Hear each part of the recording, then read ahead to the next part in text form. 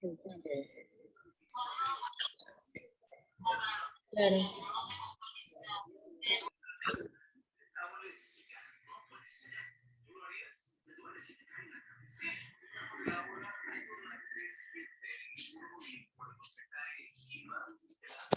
No me saca regresa.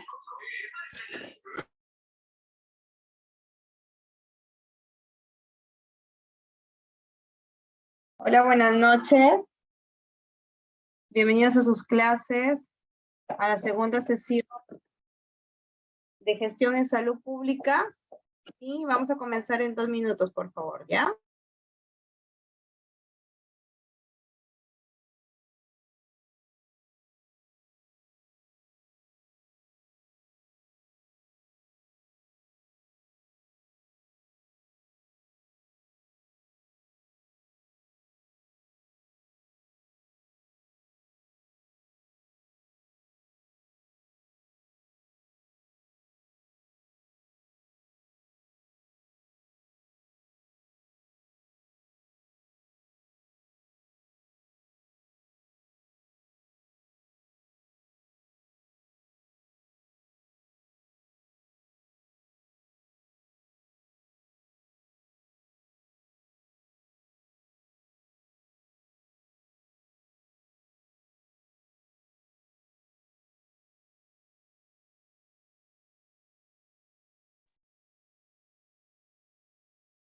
Buenas noches, estimados estudiantes.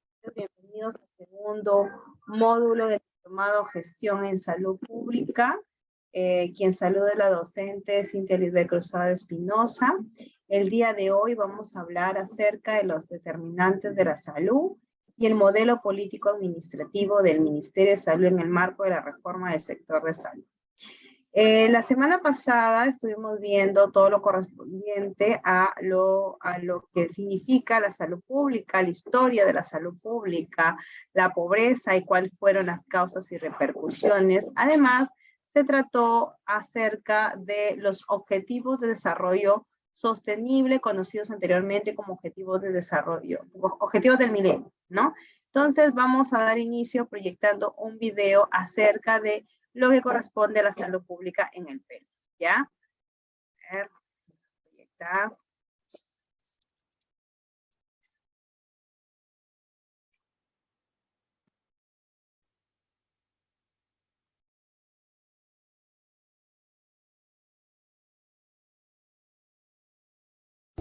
Problemas en el sistema de salud en el Perú.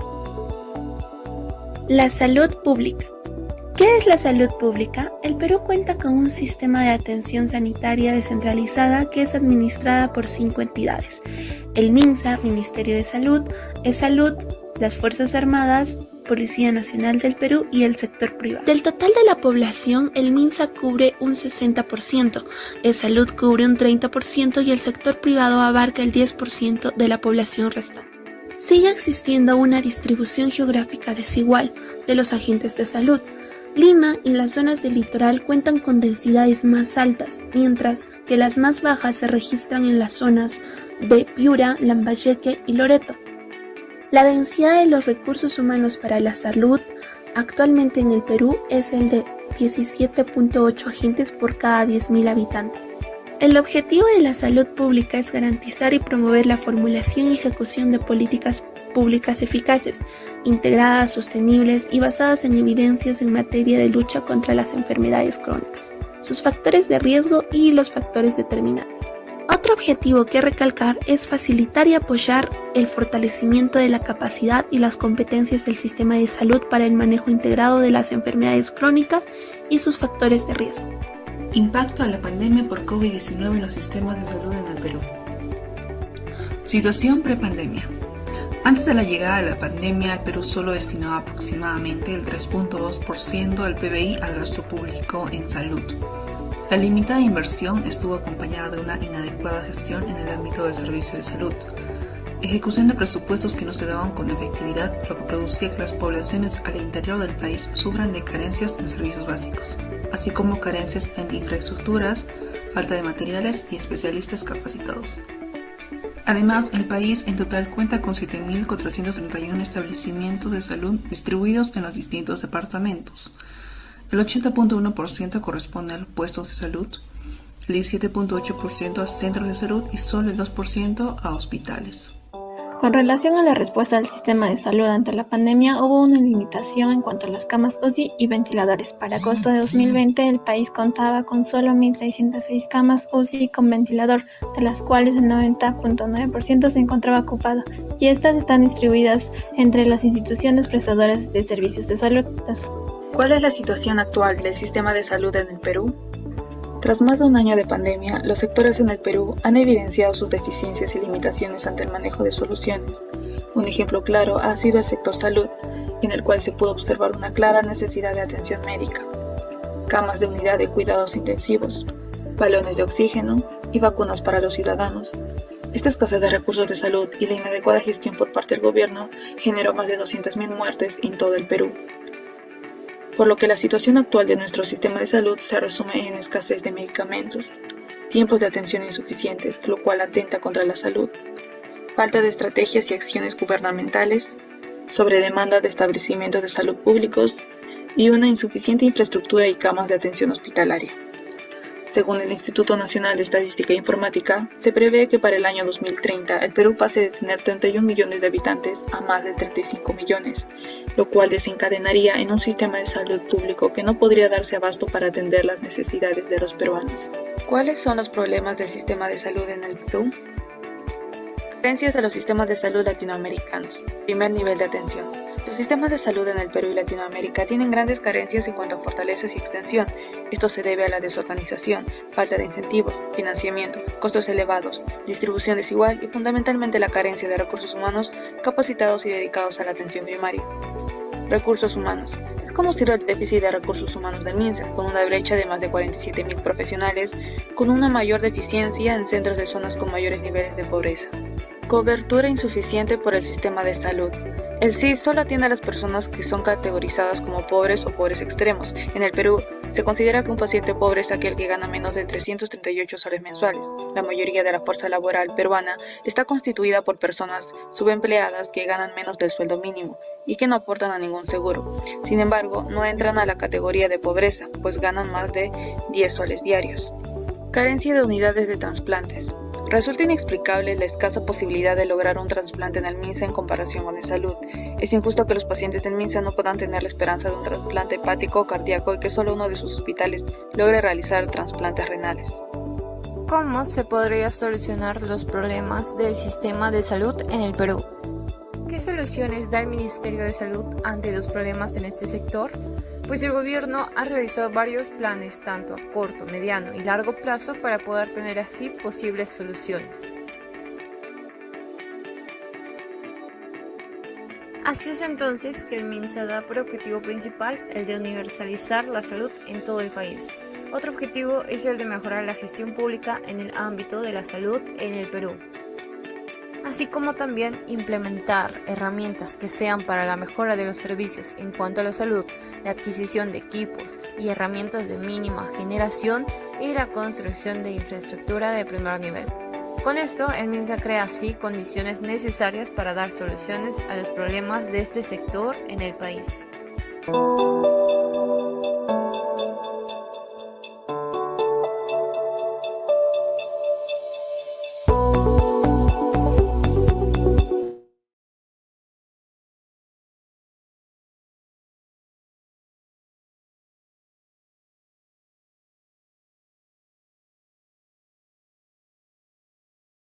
Bien, como han podido interiorizar en el primer video acerca de la salud pública en nuestro país, muestra la realidad que se enfrenta el acceso al servicio de salud en sus diferentes niveles, tanto para el primero como para el segundo y tercer nivel de atención.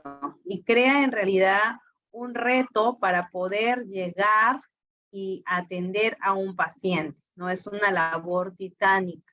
Lamentablemente, nuestro país está totalmente fragmentado y segmentado. Es decir, no tenemos un solo sistema. Y la salud pública lo que busca es que se implementen y se ejecuten las políticas públicas, ¿no? Según el video que se hizo hace 11 meses, menciona el tipo de CIS que se les da a los pacientes extremos pobres, que es el CIS gratuito. Actualmente, por la política pública de universalización en salud, ya tenemos las personas un seguro. Es decir, las personas que trabajamos para el Estado tenemos el salud, y las personas que no trabajan para el Estado y están en una condición que antes no tenían ningún seguro, pues ahora ya automáticamente tienen un CIS.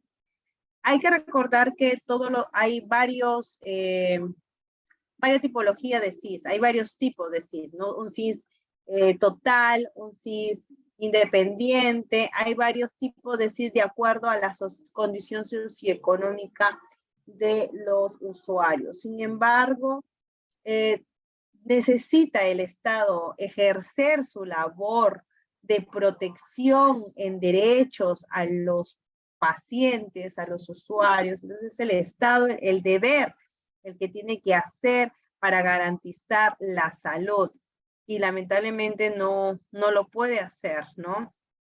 Sabemos que las decisiones se frenan o se avanzan de forma política, y estamos viviendo también una actual crisis política. Yo no lidero ningún partido, no me gusta, ¿no? Estar a las órdenes de un partido político, pero sí me duele la realidad que vive nuestro país, ¿no? Que nos lleva años luz otros países a nivel de Latinoamérica, y que lamentablemente no puede avanzarse por decisiones políticas, ¿no? Entonces, es importante tenerlos en cuenta, porque de acuerdo a eso es como nosotros vamos a poder desarrollar y conocer lo que corresponde a la salud pública.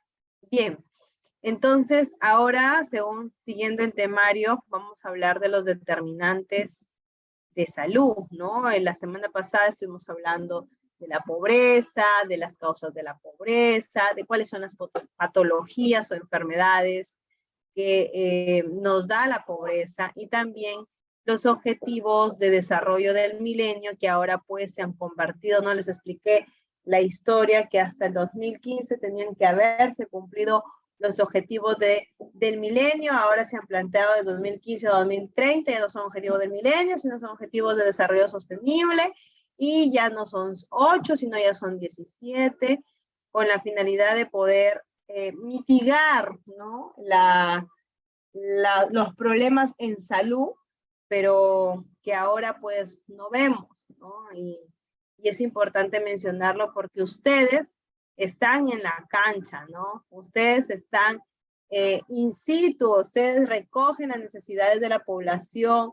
¿Quién mejor que ustedes para conocer la realidad de la jurisdicción donde ustedes trabajan, ¿no?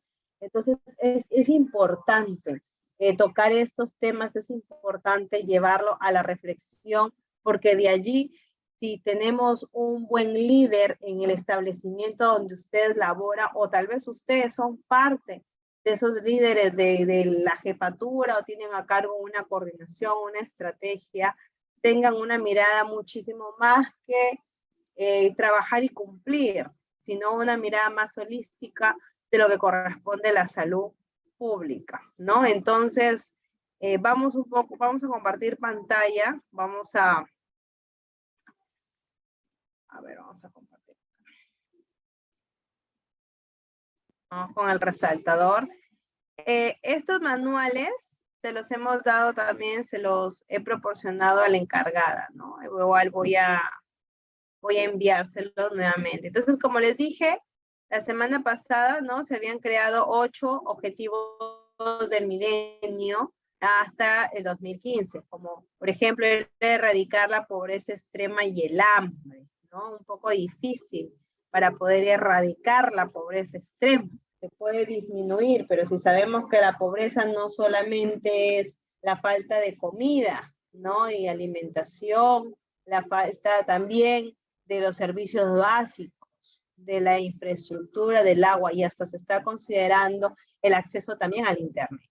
Lograr la enseñanza primaria universal. He avanzado en nuestro país bastante, de forma considerable en la alfabetización, pero igual, siempre hay un porcentaje mínimo de personas iletradas. El tercer objetivo lo tocó como promover la igualdad entre los géneros y la autonomía de la mujer, ¿no? Se ha dado mucho esto, sobre todo con el Ministerio de la Inclusión, el Ministerio de la Mujer, debido a que ahora pues ya se promueve con más énfasis que la mujer sea independiente, que no se subestime o se someta, ¿no?, a las órdenes de una familia machista, donde tenga que agachar la cabeza y tenga que aguantar maltratos y humillaciones, ni para la mujer ni para el varón, ¿no?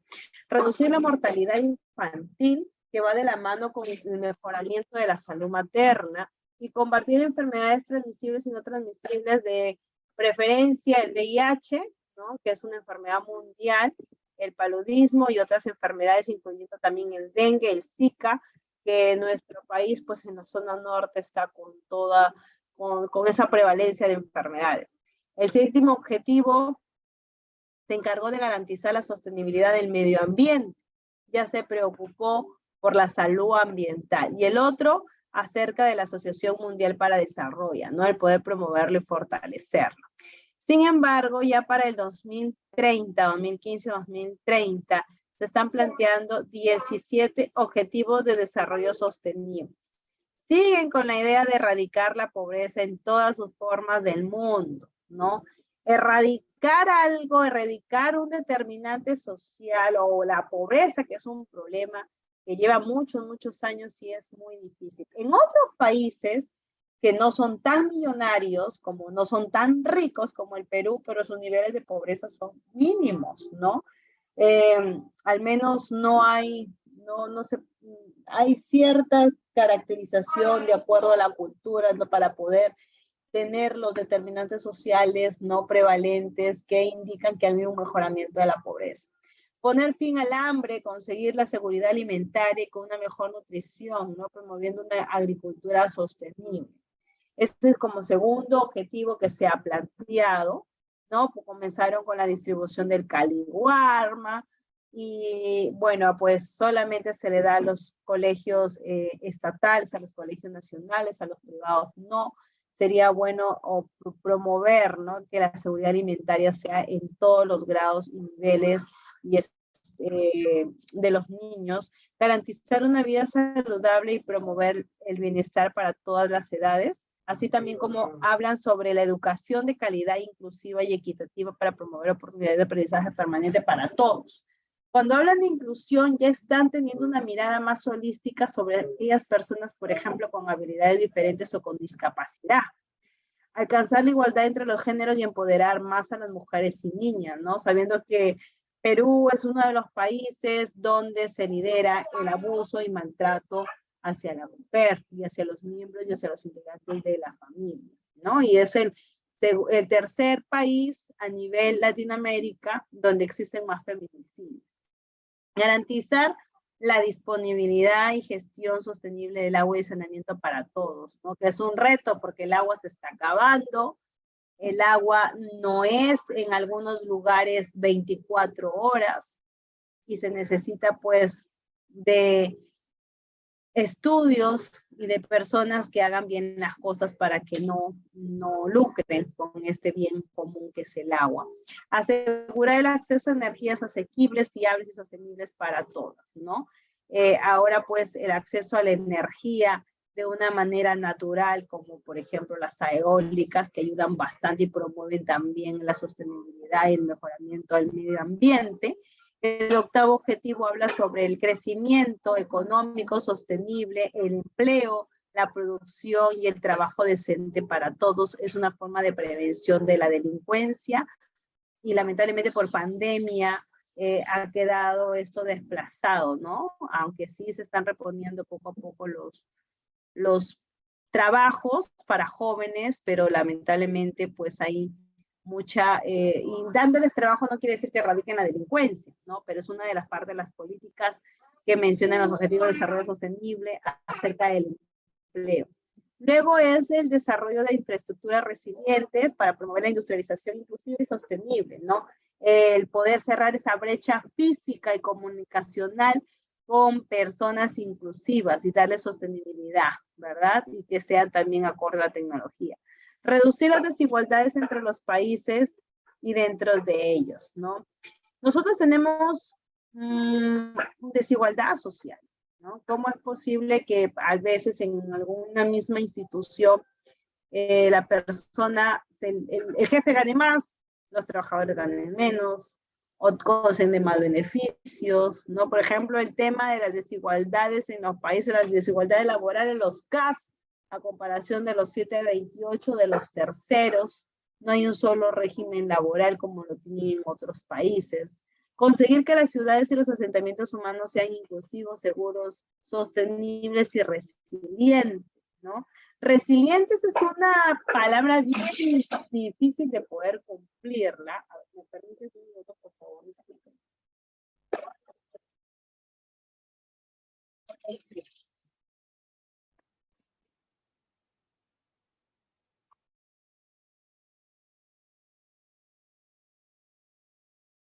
Resilientes es una palabra difícil de poder llevar a cabo, porque corresponde a una gran capacidad de poder solucionar los problemas en un tiempo asequible. Es como se dice criollamente, es aprender a bailar bajo la lluvia, es aprender a lidiar con los problemas de una manera con inteligencia emocional y controlando la forma impulsiva de cada persona. Entonces, eso también lo considera dentro de los objetivos de desarrollo sostenible.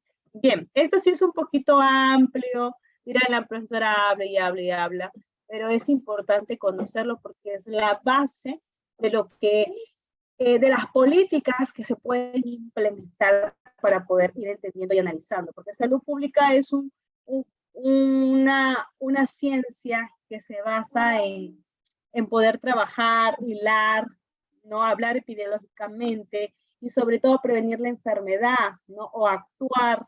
No es solo salvar el incendio, sino también es prevenir y hacer que el sistema funcione, y esto es una labor titánica, es una labor difícil, porque como sabemos la situación que enfrenta nuestro país es muy, muy titánica. Existen presupuestos, existen partidas presupuestales que ayudan a que se puedan reducir las brechas, ¿no? En un establecimiento de salud para que pueda dar atenciones en servicios de salud, tiene que reducirse o tiene que sincronizarse 3 parámetros, que son recursos humanos, infraestructura y equipamiento. Si los 3 funcionan, se puede dar un servicio de calidad de atención. Si hay una brecha de recursos humanos, ya comenzamos a ver limitaciones en el acceso al servicio. Si a esto trabaja en una infraestructura viejita, antigua, y no tienen los equipos, entonces también ya comienzan a haber limitaciones y no se puede dar una atención en calidad. Sin embargo, cuando se han analizado, ¿no? Cuáles son las partidas presupuestales y cómo debe ser el gasto en salud pública, señores, dinero hay un montón. No lo saben utilizar, no lo saben distribuir, pero dinero sí llega. Hasta donde hemos podido ver que piden en los establecimientos de salud, pero por una mala planificación presupuestal de las UJIPRES, en este caso de las unidades de gestión de IPRES, que son los que reciben la plática directo del MEF, entonces les permite que se desabastezca, les permite que tengan esos, por ejemplo, la infraestructura, o no tengan ambulancia, o se desabastecen en insumos y medicamentos, ¿no? Es importante, ¿no? Verlo. ¿Por qué no tengo los medicamentos? ¿Por qué no la farmacia no está disponible? ¿Por qué se reducen? ¿Por qué se aumentan los tiempos de espera? ¿Por qué se reduce el tema de la confiabilidad, ¿no? Entonces, eso es importante poderlo mencionar. Bien, el objetivo número, ¿por dónde nos quedamos? Por el 13, tomar las medidas urgentes para combatir el cambio climático, como ya se forma parte de la preocupación de la salud ambiental, y conservar y utilizar de forma sostenible los océanos, mares y recursos marinos para lograr un desarrollo sostenible. El 15 es protección, restauración y utilización de los ecosistemas terrestres.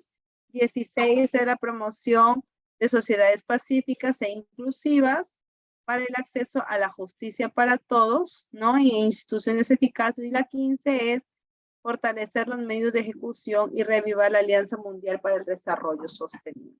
En realidad es bastante difícil que puedan ahora, no han cumplido 8, van a estar cumpliendo 17. Pero ahí está, pues, ahí está la responsabilidad de las políticas públicas y de la ejecución que se hagan en los países. Hay muy buenos países que están avanzando, ¿no? Europa, el mismo Latinoamérica, Ecuador, Argentina, donde los indicadores de salud son mucho más alentadores a comparación de los indicadores que tenemos en Perú. Bien, antes de pasar a lo que corresponde a las políticas públicas de inclusión, vamos a ver acerca un video de los determinantes sociales, ¿no? Ya hemos visto de los objetivos. Por favor, quiero saber si hasta aquí hay alguna consulta.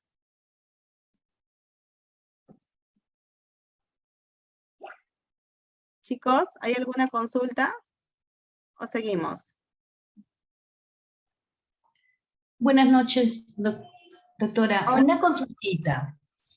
Referente a los del CIS, o sea, me doy con la sorpresa que sí, o sea, dice que en tiempo de pandemia desde el 2021, las personas que han tenido, o sea, yo dejé de tener e-salud y me doy con la sorpresa la semana pasada que yo tenía CIS. Quise hacer una consulta en el INO, y ahora ya pues ha cambiado el sistema y todo, y al dar el DNI, me doy la sorpresa que tengo CIS, o sea, pero dice usted que hay distintas modalidades, ¿no? En otras palabras. Y, o sea, ¿cómo se determina qué tipo de modalidad tienes? O sea, yendo recién al centro de salud, donde aparentemente te toca para saber qué tipo de CIS tienes. Sí, efectivamente, a raíz de la pandemia, y es una buena pregunta, porque nosotros somos estudiantes, pero en algún momento podemos ser usuarios de los servicios de salud o pacientes, ¿no? Que es lo mismo. A raíz de la pandemia se creó una política de universalización que ya estaba incluso desde la época de Ollanta Humala, pero estuvo avanzándose de forma gradualmente. Entonces, a raíz de la pandemia, todas las personas tenían que tener o acogerse a un tipo de seguro.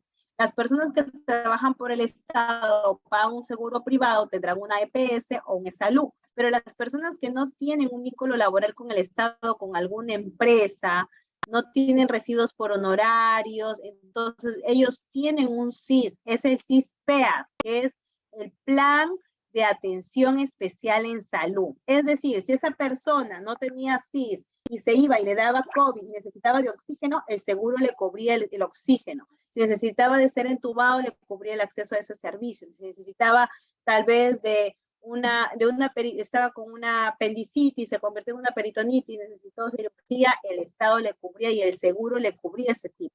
Ahora, ¿cómo sabemos qué tipo de seguro, qué tipo de CIS tienen? Porque hay CIS para todos, CIS integral, CIS independiente y CIS-PEAS. En ese caso, ¿cómo han cruzado la información? Han cruzado la información del CIS con la dirección de su domicilio y con su DNI. Entonces, es un cruce de estas entidades, RENIEC, el MINSA, y también por parte de RENIEC y el MINSA, y teniendo los datos para que puedan, hay la municipalidad, para ver la ficha socioeconómica. Es importante saber si, por ejemplo, es un paciente o una persona que está en condiciones, que puede vivir en el centro de la ciudad, pero vive en una casa alquilada, que no tiene las condiciones de tener un CIS-PEAS o un CIS independiente.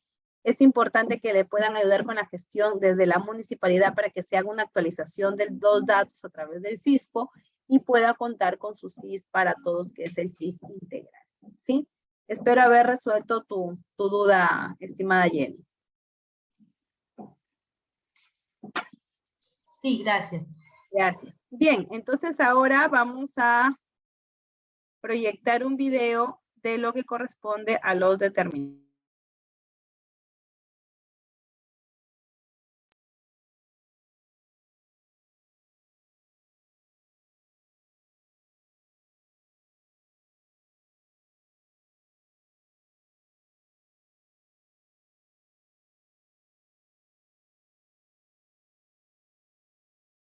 Les doy la bienvenida a un nuevo video de la unidad 0. Determinantes de la salud. ¿Para qué tratar a la población? Y devolverla luego a las condiciones que la enferman. Objetivos. Las inequidades sanitarias en el mundo. ¿Qué son los determinantes sociales de la salud? Iniciamos la charla planteándonos la siguiente cuestión. ¿Equidad es lo mismo que igualdad?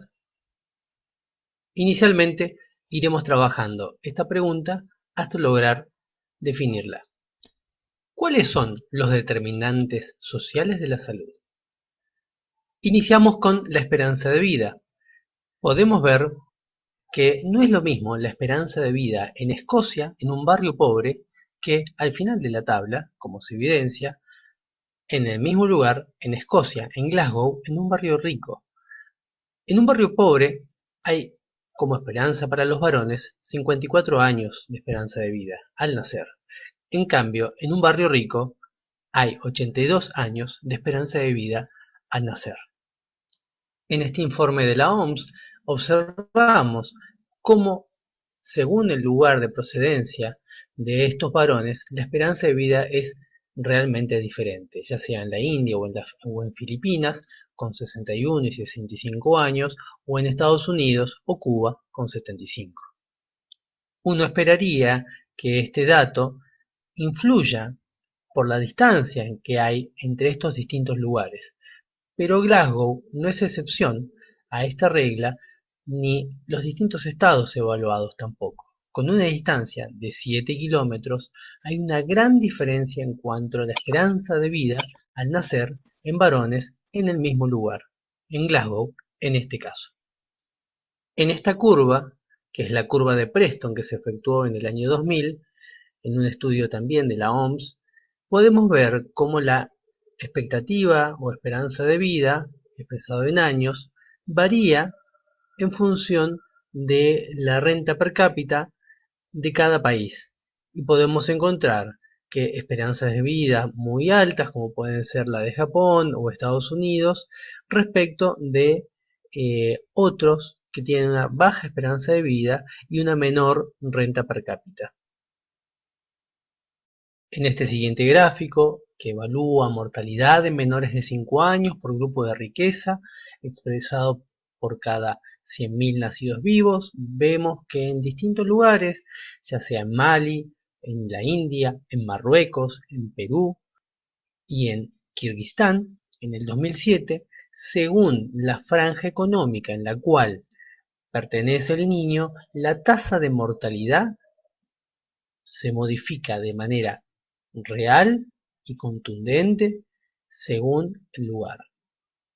Pese a las diferencias que hay entre ellos, entre Mali o la India, podemos ver que los ricos se mueren menos o tienen menor tasa de mortalidad en menores de 5 años que si comparamos con los más pobres.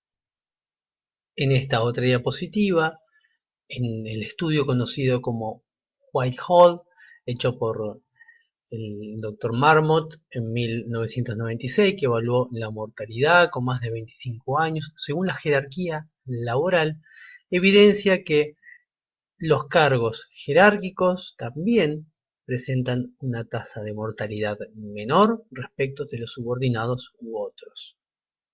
Si comparamos la esperanza de vida de las poblaciones dentro de Australia o Canadá o Nueva Zelanda, evidenciamos que hay una diferencia en cuanto a la esperanza de vida respecto del promedio total en este caso de varones, que es de 76,6 años para Australia, respecto de los 59,4 para la población indígena.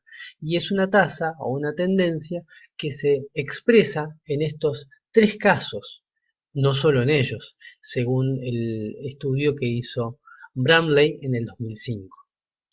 Si observamos este estudio que compara la mortalidad en menores de 1 año en Brasil, según raza y educación materna, vemos cómo, según la raza y el nivel de escolaridad de la madre, hay una tasa significativa en cuanto a la mortalidad, encontrándose las mayores tasas de mortalidad en mujeres no educadas que pertenecen a la raza negra y la menor tasa de mortalidad en mujeres blancas de al menos 8 o más años de educación.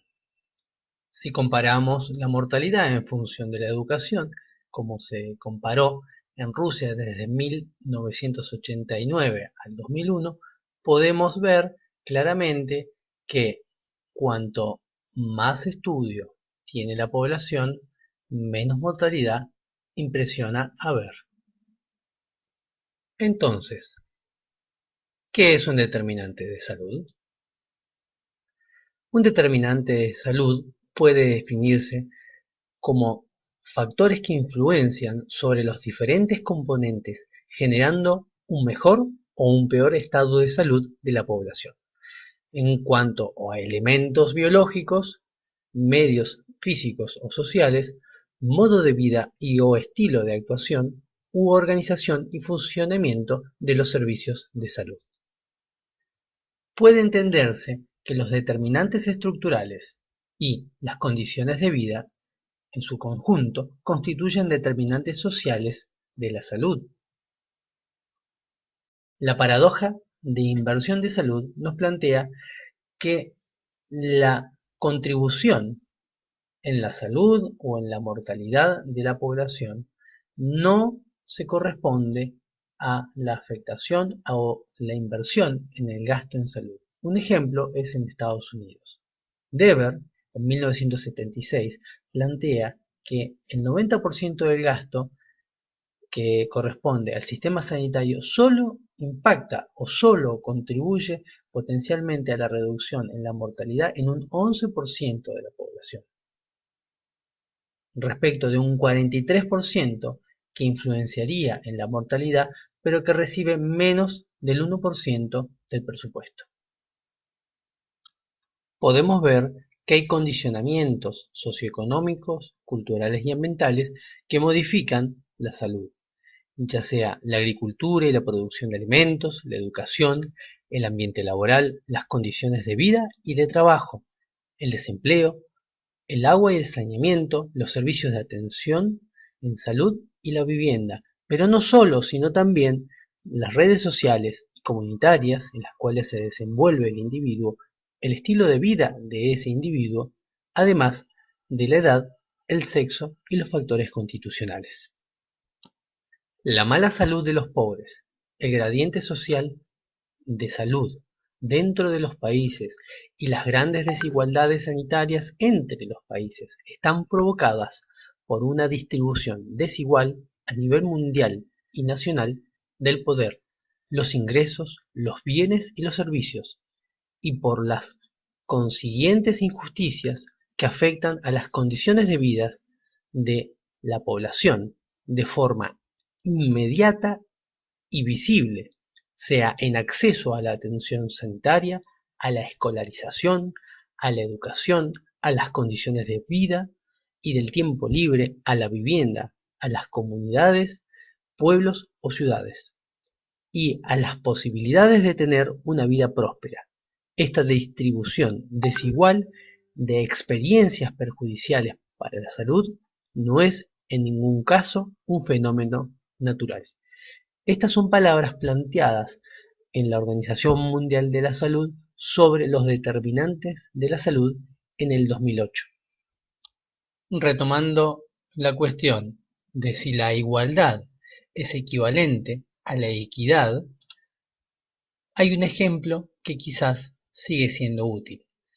Con respecto a la tragedia del Titanic, como pueden ver en esta nota del New York de América, mostraba como aparentemente habría habido entre 1500 a 1800 muertes, y si miramos el porcentaje de víctimas de esta tragedia, podemos ver cómo según la clase social el impacto ha sido diferente, cosa que es aplicable quizás a la cuestión de la equidad e igualdad. Todos sufrieron el mismo efecto y la misma tragedia. A todos les pasó el mismo dolor y la misma situación, pero no hubo una distribución ética con respecto a los sobrevivientes. Hubo menor cantidad de sobrevivientes en las escalas más bajas, en la tercera clase o en la clase de la tripulación, y mucho menos respecto de la primera clase. Con lo cual, uno podría definir que la igualdad es dar lo mismo a todas las personas, es una noción de proporción, asegurar una determinada distribución. En contrapartida, la equidad es dar a cada cual lo que necesita para participar de la misma experiencia en similares condiciones. Hay una cuestión ética que asegura el acceso a las oportunidades. Hasta aquí el video y desde ya, muchas gracias.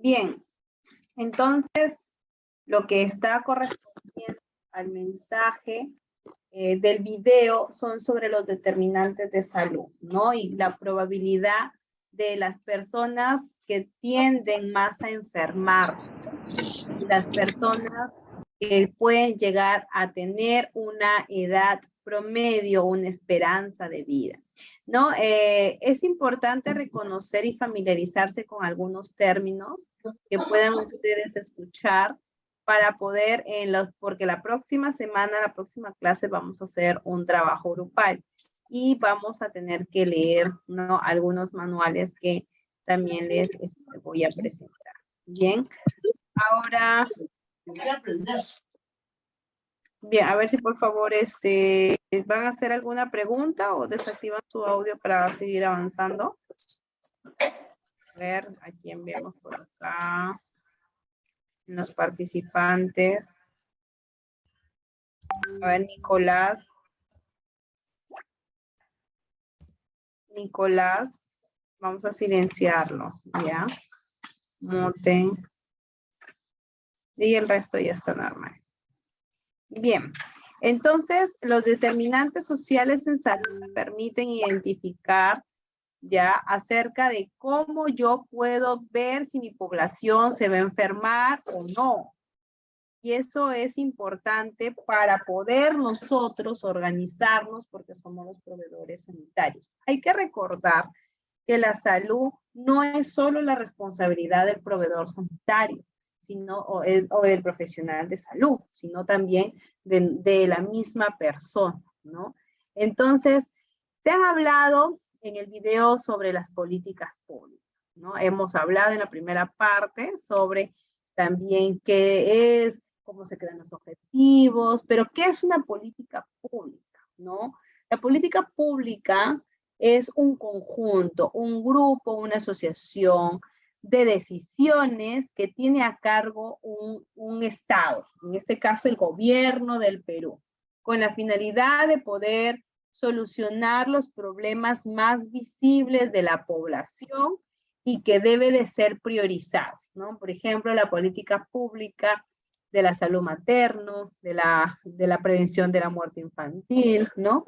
De la erradicación de la pobreza, que lo pone como política pública, de la universalización de la salud, también es una política.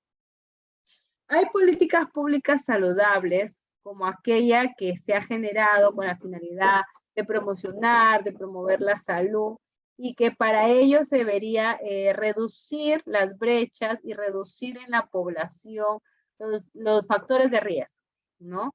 Entonces, tener una población más saludable. Es importante también mencionar en las políticas públicas la inclusión social.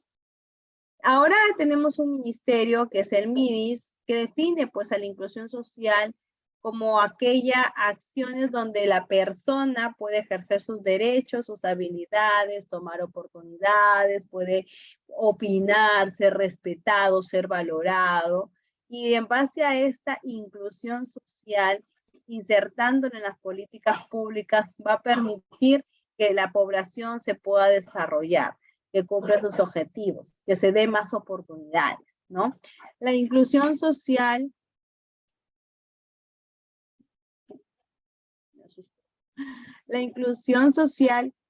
es un proceso, ¿no? Que permite a la sociedad tener mejores oportunidades, servicios y espacios. Las políticas públicas relacionadas a la inclusión social, por ejemplo, son la garantía de la salud en las comunidades, la cobertura universal o universalización de la salud y la prestación de los servicios. Todas las personas tienen derecho a un servicio de salud, ¿no? A tener también una atención primaria con calidad, ¿no? A tener una cobertura universal, a tener una atención en el cumplimiento de las políticas públicas, a reducir la pobreza, las desigualdades y la vulnerabilidad de los riesgos sociales. Existe una ley aquí en el Perú que tiene 7 años, es decir, tiene la edad de un niño de primaria, desde el 2015, que es la ley 29414, que es la ley de los derechos del acceso a los servicios de salud.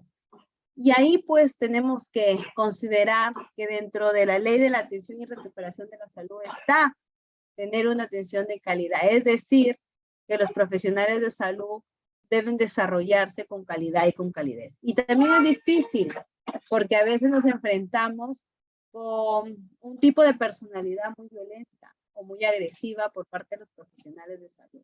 Entonces, nos lleva a ¿qué? A ver que calidad no es solo la capacidad que muestra el profesional para dar un buen diagnóstico, sino que calidad va más allá, va en también cómo eres como persona, ¿no? Cuando nos daban incluso las charlas en la Superintendencia Nacional de Salud, puede ser un gran funcionario, un gran médico, una excelente enfermera, un buen técnico, pero cuando va a la casa es un agresor, es una mala persona, es el que maltrata, es el que pega, golpea, y si no golpea y pega, es el que humilla, no es una persona soberbia, arrogante. Entonces, ¿de qué estamos hablando? ¿Cuál es la calidad? La calidad mejor es la calidad humana, ¿no? ¿Cómo nosotros nos podemos pintar como grandes profesionales? Pero ¿cómo somos como persona? No nosotros, sino cómo lo demostramos primero ante nuestra familia, ante nosotros mismos, ante nuestros hijos, ante nuestra madre, ante nuestros hermanos. Y luego ya en el campo, en la acción, ¿no? Hacia nuestros trabajadores, hacia nuestros colaboradores, ¿no? Y ahí sí se choca, ¿no? Se choca profesionales exitosos, pero que han destruido un hogar para formar otro, ¿no? Entonces, ¿dónde va la integridad? ¿Cómo vamos a dar calidad si no eres una persona íntegra, ¿no? Y esta es una reflexión, ¿no? Porque si en algún momento tomaron sus malas decisiones, nunca es tarde para pedir perdón y reivindicarse, ¿no? Ahí está. Pero no voy a pedir perdón porque soy soberbio, porque soy arrogante. Y eso también ayuda a que se pueda analizar en la salud pública, porque estamos viendo cuáles son las limitaciones, ¿no? de las personas para dar el acceso a los servicios de salud. Bien, el Plan Esperanza. ¿Qué es el Plan Esperanza? Es un plan que tiene a cargo el Ministerio de Salud para la atención del cáncer, ¿no? Lamentablemente, digo, lamentablemente, en nuestro país se han incrementado más los casos oncológicos. Antes, o bueno, eran pues, pero no tenían un buen control y manejo, una buena estadística, ahora sí la hay, y es difícil poder tener un paciente, ¿no? He tenido familiares que han muerto de esta terrible enfermedad, y es una enfermedad muy cara, muy costosa, ¿no? Este plan Esperanza ayuda a que se pueda controlar la enfermedad, por ende, disminuir la mortalidad, y también que pueda tener el acceso a los diferentes servicios de salud que amerita el paciente. Entonces, ayuda, ¿no?, en la atención con la promoción, la prevención, el diagnóstico, el tratamiento. ¿Cómo se accede al plan Esperanza? Bueno, es muy importante. Forma parte de SIS con el DNI, y el médico lo solicita y se hace una solicitud general para un examen completo.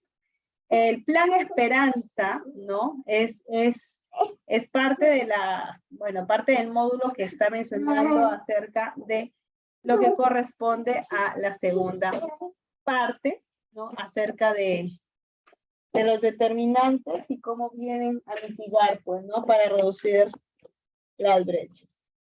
Bien, entonces, sigamos hablando también de los determinantes sociales. Bueno, aquí es un poco para que puedan leer el plan Esperanza.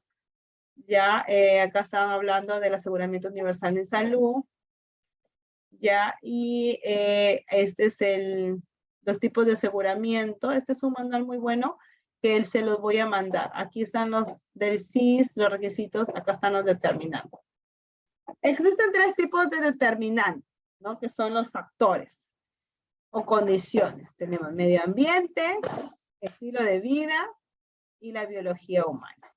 Vamos a proyectar otro video correspondiente a los determinantes en salud, ¿ya?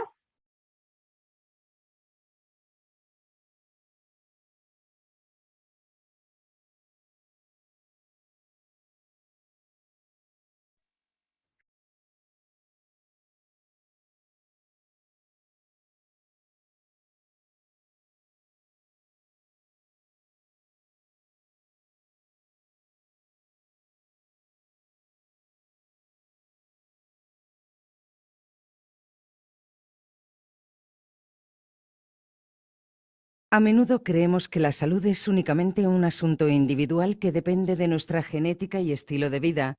No obstante, existen muchas circunstancias adicionales que influyen en nuestra salud y que obviamos, desconocemos o simplemente están fuera del control individual.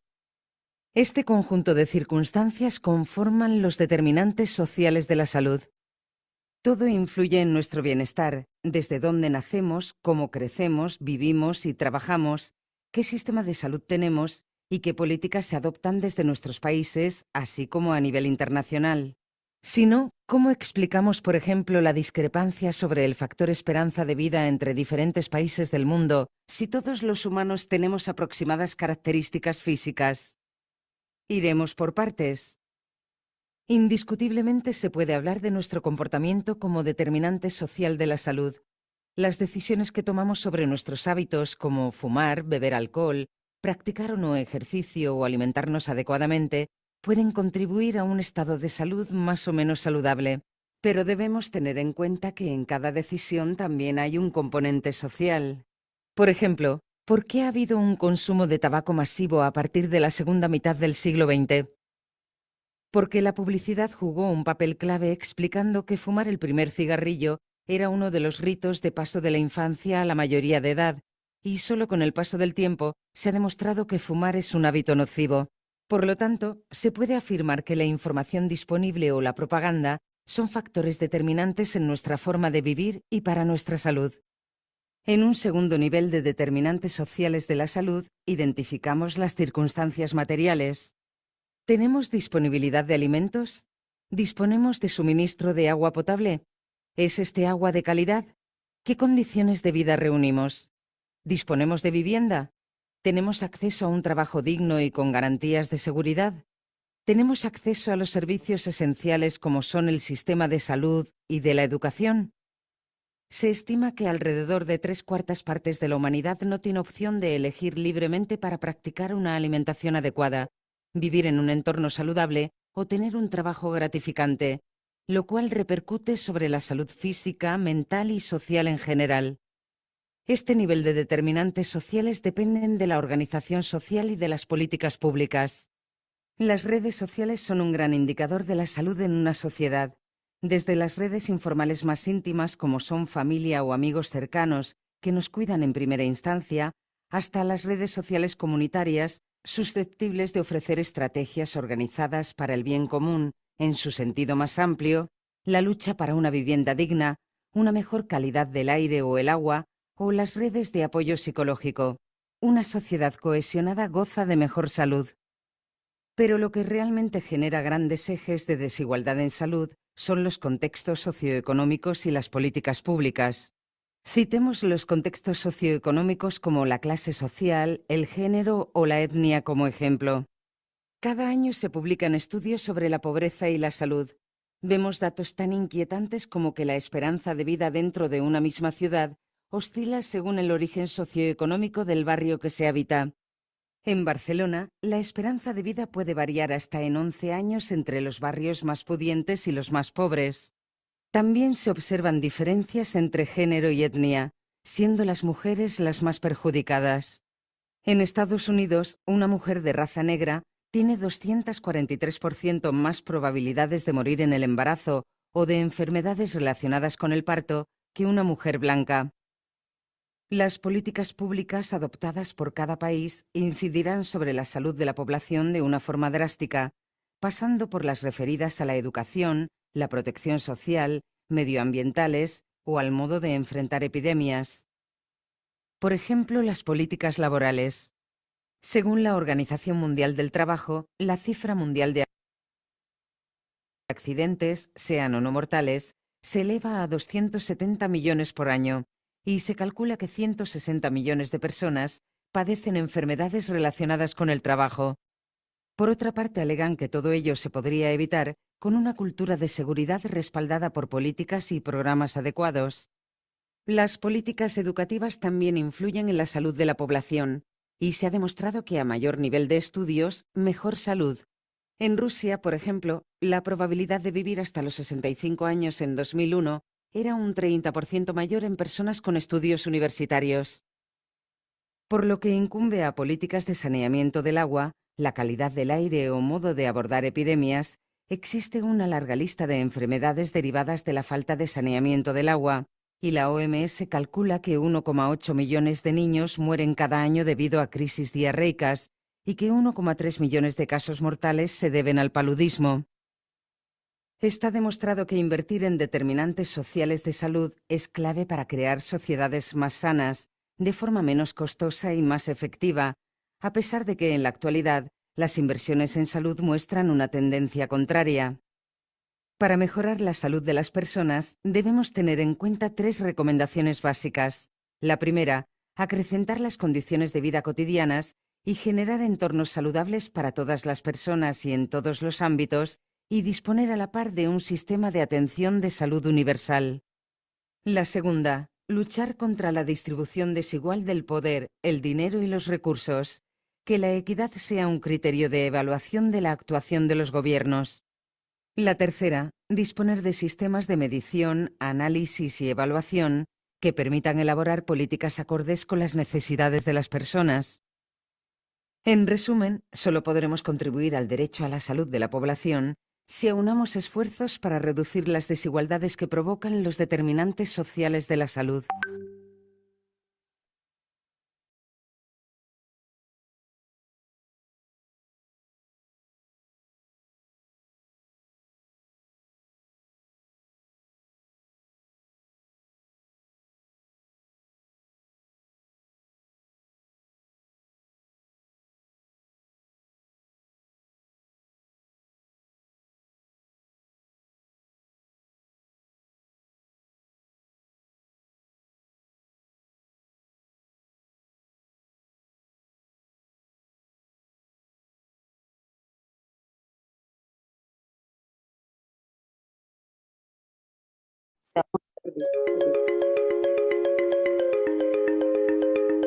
Yo diría, yo me sentía mal, pero no siento ni siquiera, cómo estoy, ni siquiera si me duele o no me duele. Yo no sé si tú sentirás de que no sé cómo me verás a veces. Yo a veces me siento triste, porque ya no hay esa madre que me diga, Lolita, ¿cómo estás? ¿Te duele o no te duele? ¿Ya estás mejor o no? Ya no está. Ya no es esa madre que me decía, hijita, hay comida caliente, toma, come. Ya no está. Ya no está mi mamá. Yo de verdad no extraño a mi madre. Solo en pandemia, en la madrugada que me iba a mi trabajo, 5 de la mañana yo estaba medio desayuno. Yo decía, ¿con qué esfuerzo hizo mi madre para poder darme un alimento? ¿Hasta cuándo hice? Noches. Lola, se ha activado tu audio, te voy a ponerle en mute. ¿Ya? No es fácil, Camila. Pero en cambio de ti, hijita, no veo tanto ese cariño, ese Bien, se activó sin querer el audio de la alumna Lola. Entonces, quedó claro el tema de los determinantes sociales. Vamos ahora a hablar un poco de la teoría, de lo que corresponde, ¿ya? Al medio ambiente, ¿no? Cuando hablamos de los factores físicos, biológicos, de lo que corresponde al contexto, la atmósfera, ¿no? La contaminación. Los estilos de vida, ¿no? Los hábitos saludables, las formas de comportamiento del mismo paciente, la actividad sexual, cómo utiliza los servicios de salud, la frecuencia con que lo hace, y la biología humana relacionada a los aspectos genéticos, a la edad de las personas. Entonces, eso me permite a mí tener o centrarme en cómo una persona se puede enfermar y cómo puede hacer también para poder organizarse y curar su enfermedad. La atención sanitaria, que se limita por la calidad, la accesibilidad, el acceso, el financiamiento a los recursos.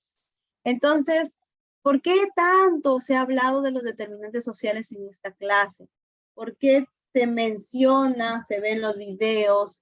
Porque eso es lo que me permite a mí tener conocimiento de cómo va a implicar en la salud de las personas, en la salud comunitaria. ¿Cómo me va a ayudar a mí a ver esa varianza del Estado? ¿Cómo voy a poder ver en esa balanza? ¿Cómo voy a poder, hacia dónde se inclina la balanza sobre las inequidades sociales, sobre las inequidades en salud que me pueden manifestar, ¿no? O tener un usuario, ¿no? En cuanto a también a los comportamientos de la salud, porque vemos comunidades arraigadas con enfermedades, comunidades que están abandonadas, comunidades que no sabemos cómo pueden estarse enfermando, ¿no? Si tienen todo, si tienen los servicios básicos, tienen el establecimiento de salud, pero cómo son los estilos y hábitos, ¿no? Por ejemplo, debido al agua que está saliendo barrosa, ¿no? Por el tema de la potabilización, ¿no? Está teniendo algunos, como decía un compañero en la maestría, en la primera maestría que hice, un urólogo, ¿no? De aquí a 10, 15 años, la mayoría de pacientes va a sufrir insuficiencia renal. Y nos daba miedo, porque él hacía todo un estudio de cómo viene la calidad del agua en el Perú, y cómo tomamos el agua por más servida que sea, que es un agua contaminada. Y era un agua, pues, que generaba una mayor barro biliar, un mayor barro, ¿no? En los conductos de en los conductos renales, ¿no? Entonces, ¿cuáles son también o cómo interactúan las generaciones de la salud, ¿no? Entonces, esos determinantes van a influir en la población. Y a esto, pues, le agregamos el acceso a las redes sociales, la posición social, ¿no? Que ahora, pues, es un poco más inclusiva, las condiciones laborales, las demasiadas o largas jornadas laborales. Prácticamente se expone mucho al trabajador y no hay beneficios, ¿no? Hacia solamente su salario. No les importa si se enferma, no lo miran como un objeto para producción y no como un ser humano que labora. ¿Cuáles son las características? A ver, voy a poner el audio. No sé quién. ¿Cómo se llama?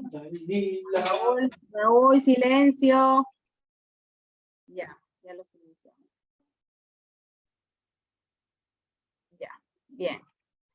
Y el modelo práctico y administrativo del Ministerio de Salud de la reforma, pues, que vamos a tener acá. ¿Quién lidera?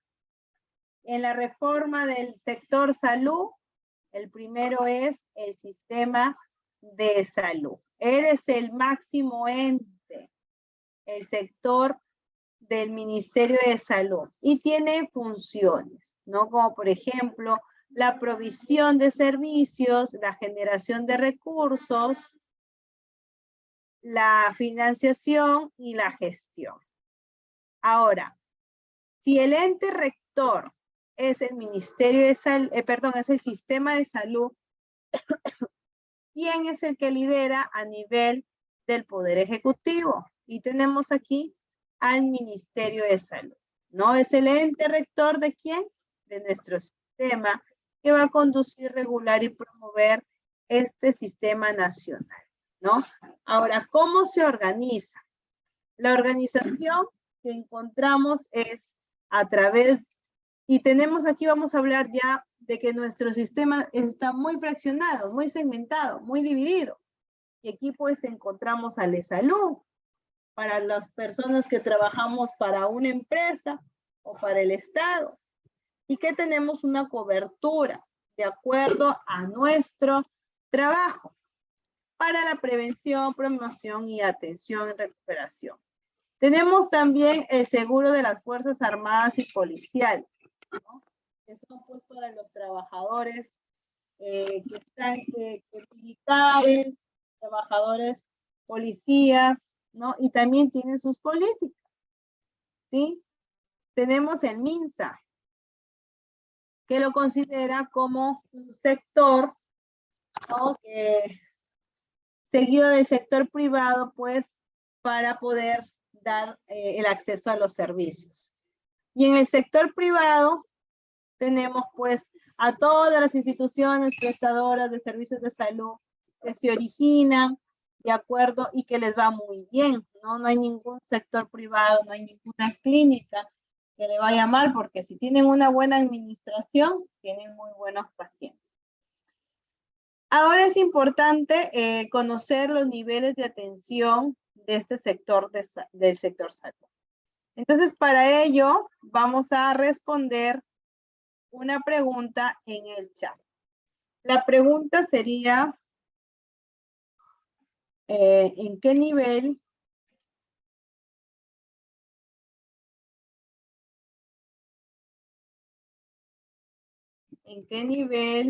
de atención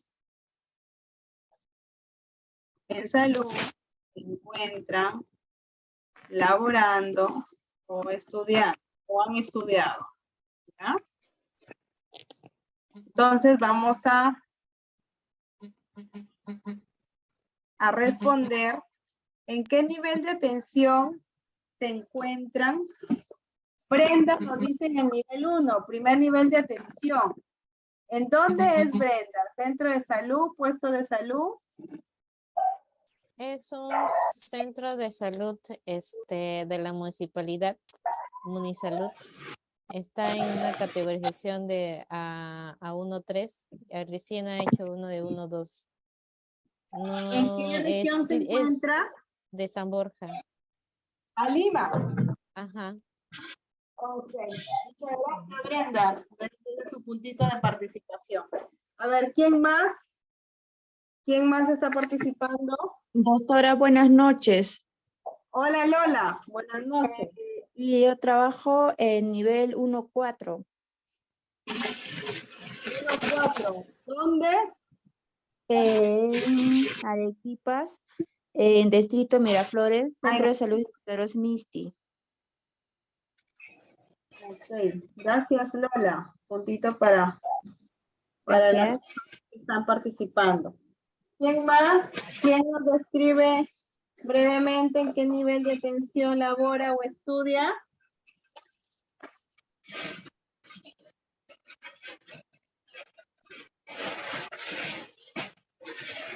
A ver, Yuri, Adolfo, activado su número.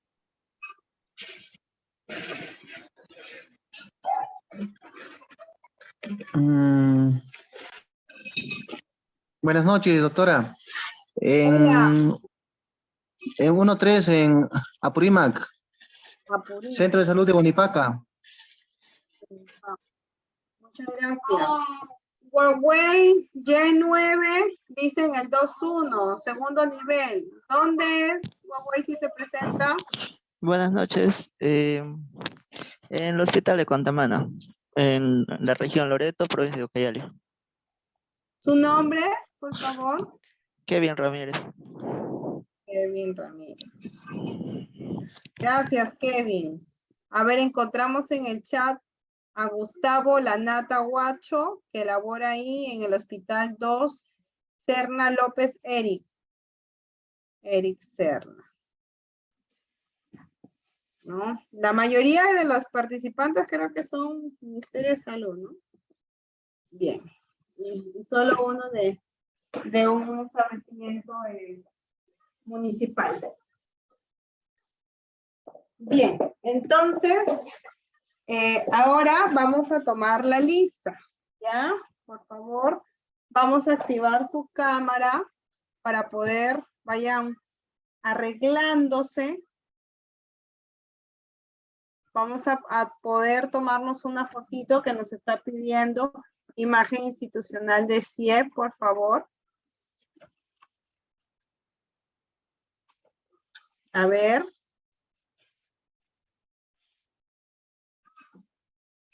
Gracias, Jenny. A ver, Luz Adelma.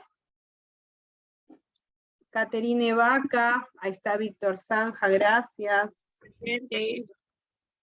Muy bien, solo un ratito, ya hay que activar. Hola, Caterine Vaca, buenas noches. Buenas noches, doctora. Gracias. Manuel Mantilla, Lina, Brenda, Raúl Falconi, por favor activen su cámara.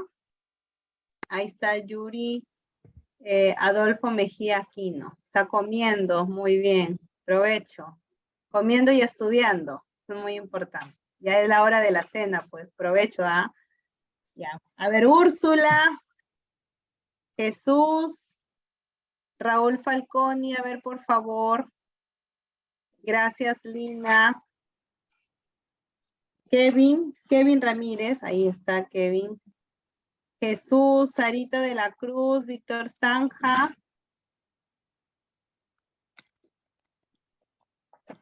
A ver, chicos, ya faltan poco. A ver, Eric Serna, Úrsula Serpa. De una vez que nos piden la foto. Ahí está, Eric Serna, gracias.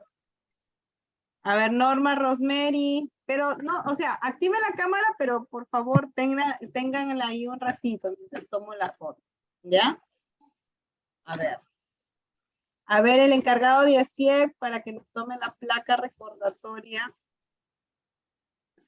Ya, ahí está, salen todos guapos. Salen muy estudiosos.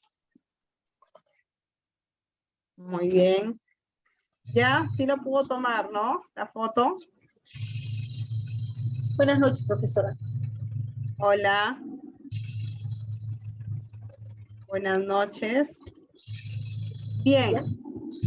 Entonces ya me imagino habrá tomado. Yo ya tomé la foto, también les he mandado ahí una fotito. Gracias. Pueden seguir comiendo sus aperitivos. Abríguense que hace bastante frío. Bien, entonces continuamos, ¿ya? Vamos ahora sí. Vamos a continuar. Estábamos hablando de los niveles, ¿no? Entonces vamos a proyectar con el, ¿ya? Y obviamente esto es un recordaris, ¿no? Porque ustedes como ya elaboran, ¿no? Ya se ubican los niveles de atención. que muestre el sistema de salud, ¿no? En el primer nivel encontramos los establecimientos 1.1, 1.2, 1.3 y 1.4. Cuando es del 1.1 al 1.3, no tienen hospitalización, son los famosos puestos o centros de salud, perdón, puestos de salud o postas médicas y no tienen internamiento, ¿no? Hay algunos 1.3 que los hacen funcionar como 1.4 por la necesidad de servicio, pero categorizados están como 1.3. El 1.4 ya tiene el establecimiento de salud una hospitalización, ¿no? Comúnmente son los centros maternos donde se puede tener por lo menos una pequeña sala de urgencia, emergencia y atienden parto las 24 horas, ¿no? Deben de tener por lo menos en el del 1.1 al 1.3 el equipo básico en salud que consta, ¿no? Del personal médico, bueno, en el 1.1, que es un puesto de salud, está un personal técnico, no hay personal médico. El 1.2 es un puesto de salud ya con profesional médico. Y el 1.3 ya tiene que tener un equipo básico, que es médico, técnico, enfermera, obstetra, y que ahora pues se tiende, o la tendencia es que también sea un odontólogo, una psicóloga, un tecnólogo médico, ¿no? Que nos pueda ayudar a atender a esa población que lo necesita. Créanme que todas las carreras de salud tienen trabajo, para todas hay chamba, debido a que tenemos una brecha de recursos humanos muy alta. En el segundo nivel de atención encontramos el 2.1, el 2.2, ¿no? También hemos encontrado el 2C, ¿no? Entonces, el hospital 2.1 y 2.2 ya tienen o deben de contar con una plataforma de atención al usuario, ¿no?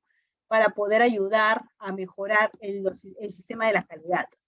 Del 1.1 al 1.3 deben tener su libro de reclamaciones, ¿no? Y dicen, ay, no, pero el libro de reclamaciones es para decirnos que hay algún problema que nos van a quejar. No, tenemos el libro de reclamaciones en salud, una oportunidad de mejora. Me va a decir cuáles son los puntos flojos que tiene mi establecimiento para poder mejorar, ¿no? Y a veces dicen que puede ser la mala atención de tal usuario, perdón, de tal profesional, o que faltan ciertos medicamentos, ¿no? Y entonces a mí me va a permitir tener una visión de cómo puedo solucionar los problemas desde mi libro de reclamaciones. No lo utilicemos, no lo veamos como el libro de reclamaciones, como un libro para hacer problemas. No, al contrario, veámoslo como una oportunidad mejor. Ay, disculpen, sino que mi hijita se esmera cada vez que estoy en clase. Ahorita quiere tocar. Sí, veamos, vamos a poner otra.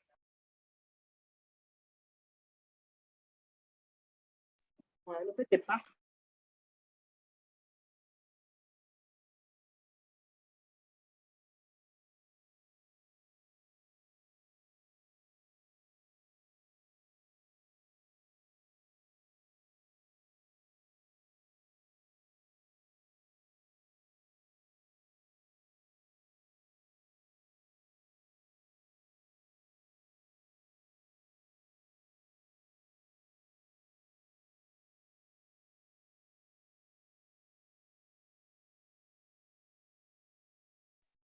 Entonces, ay, disculpen, pero he tenido que irme a otro lugar del departamento para poder hablar, porque si no, quien tiene niños puede comprender la situación.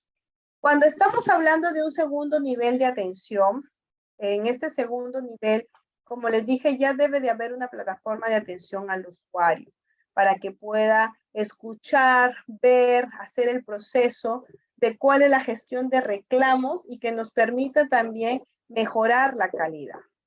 A partir del tercer nivel, el 3.1 y el 3.2, ya tenemos pues el 3.2 son los institutos especializados. El instituto especializado me permite a mí definir cuáles son el acceso a un servicio, ¿no? Por ejemplo, tenemos en neoplásicas, ¿no? El Instituto del Corazón, el INCOR, y que comúnmente se encuentran en Lima y en algunas regiones grandes, como por ejemplo La Libertad. Bien, entonces, de acuerdo a los niveles y a la capacidad de atención y a la recategorización, es que podemos nosotros ofertar los servicios de salud. Voy a proyectarles un video acerca de los niveles de servicios de salud, ¿ya?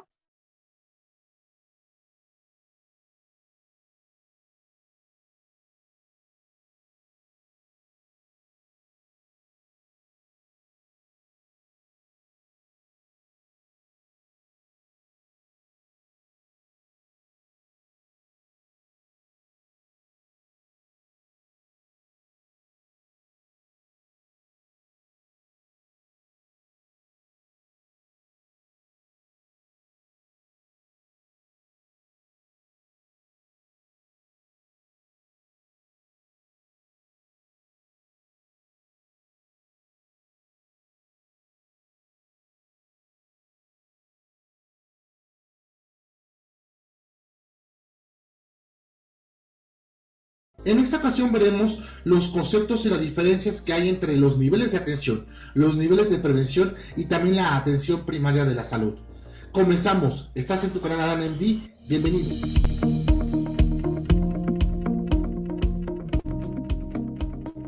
Vamos a empezar con preguntarnos, ¿qué son los niveles de atención? Los niveles de atención, primero hay que entender lo que es una forma ordenada y estratificada de organizar los recursos para satisfacer precisamente las necesidades de la población. ¿Y cuáles son esas necesidades? Pues son los problemas de salud que se pretenden resolver. Vamos a recordar que de hecho los niveles de atención se distinguen tres niveles. Tenemos el primer nivel de atención, el segundo y por último el tercer nivel de atención. Bien sencillo, primero, segundo y tercer nivel de atención. Pero vamos a ver de hecho cada una de las características de cada nivel y vamos a comenzar con las características del primer nivel de atención, que de hecho es el más cercano a la población y es el primer contacto. Si lo queremos ver así, si una persona se enferma o simplemente quiere una consulta médica, el primer nivel de atención es la puerta al sistema de salud. Y es que el primer nivel de atención es la organización de los recursos que permite de hecho resolver las necesidades de atención básicas y de las más frecuentes.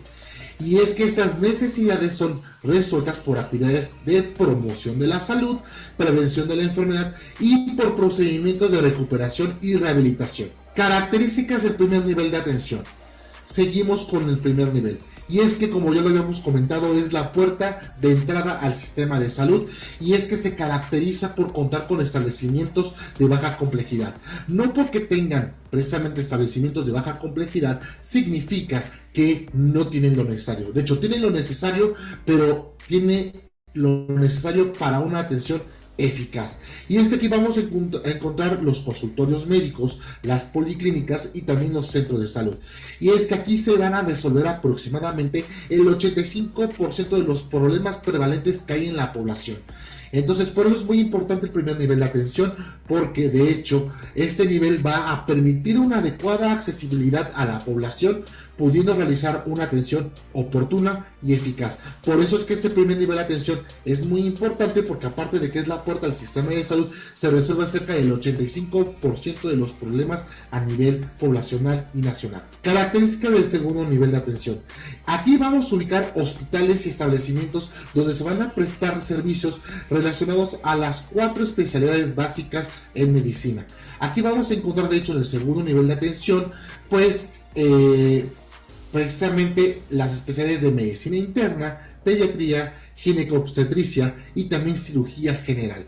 Además, se estima que entre el primero y hasta el segundo nivel de atención se puedan resolver hasta el 95% de los problemas de salud de la población. Es decir, acuérdate que el 85% lo resuelve el primer nivel y solamente precisamente el 10% lo va a resolver el segundo nivel, pero entre estos dos va a resolver el 95% de los problemas de salud a nivel nacional. Características ahora del tercer nivel de atención. Se reserva para la atención de problemas poco prevalentes, es decir, que no es frecuente algún problema de salud o alguna enfermedad en ciertas personas, y entonces van al tercer nivel precisamente para que puedan ser diagnosticadas y tratadas. De hecho, es la atención de patologías complejas que requieren procedimientos especializados y también de alta tecnología. En este nivel se resuelven aproximadamente el 5% restante de todos los problemas de salud que va a presentar precisamente el país. Son ejemplos los institutos nacionales y niveles de atención. Hay dos conceptos que necesitas aprender: el sistema de referencia y el sistema de contrarreferencia. Y es que estos dos conceptos se refieren a procesos administrativos. Es decir, que la referencia es un procedimiento administrativo y también asistencial mediante el cual se transfiere la responsabilidad del cuidado de la salud de un paciente o el procesamiento de una prueba diagnóstica a otro establecimiento de salud de mayor capacidad resolutiva. Es decir, que la referencia es: si algo no puede resolver el primer nivel de atención, lo manda a un segundo nivel. Y si el segundo nivel de atención tampoco lo puede resolver porque se trata de una patología muy compleja o que necesita de diagnósticos muy especializados, pues lo manda a un tercer nivel. A eso se refiere la referencia.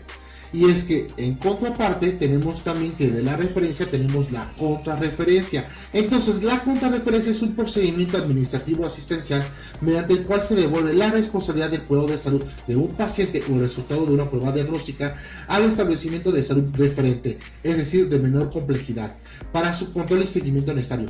Es decir, si una enfermedad muy compleja y específica que se resuelva o se controla desde el tercer nivel de atención, este puede de nuevo enviar al paciente a un segundo nivel o al primer nivel de atención para que vayan teniendo un control o un seguimiento de este paciente. A eso se refiere la contrarreferencia. Ahora vamos a entender qué son los niveles de prevención.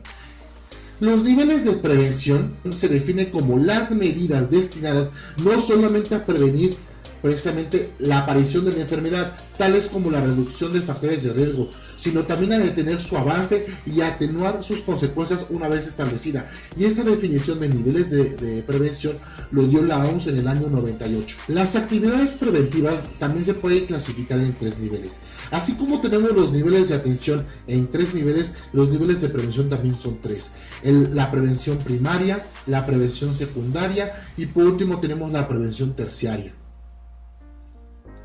En la prevención primaria vamos a entender que son medidas orientadas a evitar a que se aparezca una enfermedad o algún problema de salud mediante el control de los factores causales y los factores predisponentes o condicionantes.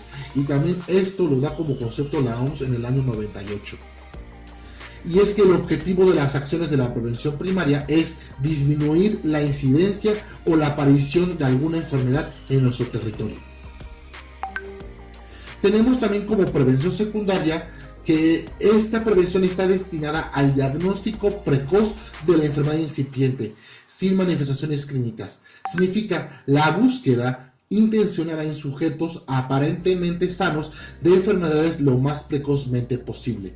En la prevención secundaria, el diagnóstico temprano, la captación oportuna y el tratamiento adecuado son esenciales para el control de la enfermedad, ya sea curarla o controlarla sin que aparezcan otras secuelas. Por eso es que la prevención secundaria es muy importante. Ahora vamos a entender también que la prevención secundaria es la captación temprana de los casos y el control periódico de la población afectada para evitar o retardar la aparición de las secuelas, que es parte fundamental de la tarea de la prevención secundaria. Ejemplo, es el tratamiento de la hipertensión arterial en sus estadios iniciales, realizando un control periódico y seguimiento del paciente para monitorear la evolución y detectar a tiempo posibles secuelas.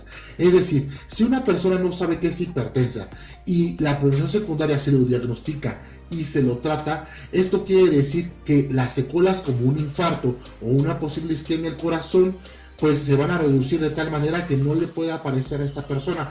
Por eso es muy importante la prevención secundaria. La prevención terciaria y todas sus medidas son fundamentales para el control y seguimiento de un paciente, para aplicar el tratamiento y las medidas de rehabilitación oportunamente.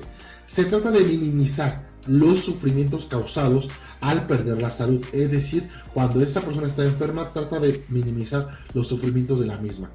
Y también la prevención terciaria va a facilitar la adaptación de los pacientes a problemas incurables y contribuir a prevenir o a reducir al máximo las recidivas o consecuencias de la enfermedad. Por ejemplo, la realización de fisioterapia luego de retirar un yeso por fractura está en la prevención terciaria.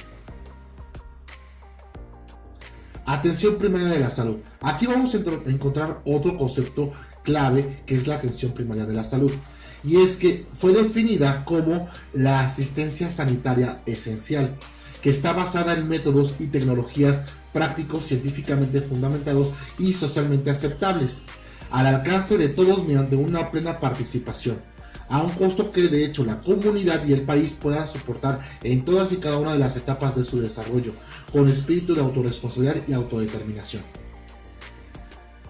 Y es que la atención primaria de salud no quiere decir que sea una atención de segunda clase porque sea barata o que esté destinada a comunidades vulnerables socioeconómicamente, sino que la atención primaria de la salud es una estrategia dirigida a todos los sectores sociales sin alguna distinción. La atención primaria de la salud también destaca elementos esenciales como el suministro de alimentos y nutrición adecuada, el contar con agua potable y saneamiento básico, la asistencia materno-infantil, la planificación familiar, también las vacunas o las inmunizaciones, la prevención y lucha contra las enfermedades endémicas locales, el suministro de medicamentos esenciales y el tratamiento apropiado de las enfermedades y traumatismos comunes. Todo esto son las funciones de una atención primaria de la salud que un Estado o un gobierno se debe de encargar que esté bien hecho para y dirigido a toda la población. Bueno, pues muchas gracias. Estuviste aquí en tu canal Adán MD. Ya sabes, si te gustó el video, pues dale like, compártelo y también suscríbete. Nos vemos hasta la próxima. Chao.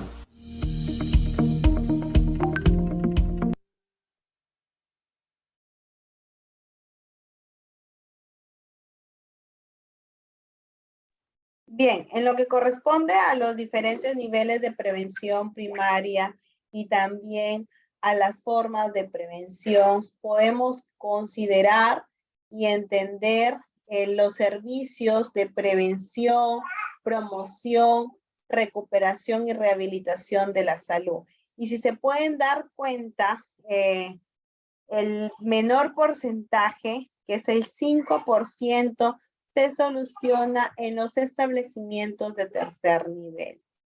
Es lamentable que en nuestro sistema, el sistema de referencia y contrarreferencia está un poco, tiene muchas limitaciones, está un poco quedado, por decirlo así, porque si se considera que más del 90% de los problemas sanitarios se resuelven en el primer nivel de atención, entonces ayudaría mucho a que se pueda solucionar los problemas de salud pública. Lamentablemente, en el sistema de referencia hace que el establecimiento de primer nivel no coordine o mande hacia el establecimiento de segundo nivel sin una referencia adecuada. Entonces, o por la alta demanda, los pacientes no llevan su referencia y se van al segundo nivel. Y en el segundo nivel, en un hospital referencial, si no tienen ese documento importante, no son atendidos, no se les reconoce el seguro, no entran a gozar de ese paquete de acceso a servicios de salud. Entonces, como yo he preguntado anteriormente y ustedes me han respondido que la mayoría de los que llevan este diplomado están dentro del primer nivel de atención, es básico la coordinación de esta referencia al sistema, ¿no? Al sistema REFCOM, que nos permita también saber cuál es la respuesta del segundo nivel de atención. Sin embargo, a veces el segundo nivel de atención tampoco no se abastece o no responde de forma oportuna y comienzan a haber tiempos de espera y comienzan a haber retraso en las atenciones, demora en las atenciones, y eso repercute definitivamente de forma negativa en la atención en salud.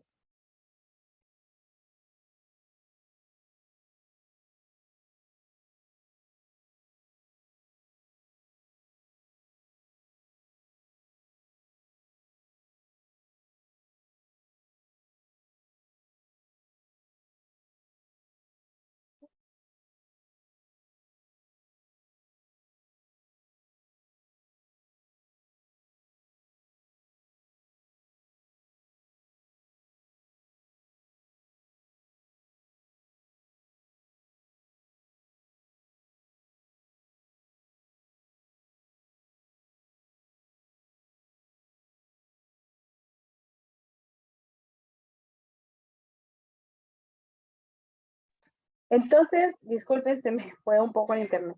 Entonces, en el primer nivel de atención tiene que estar fortalecido.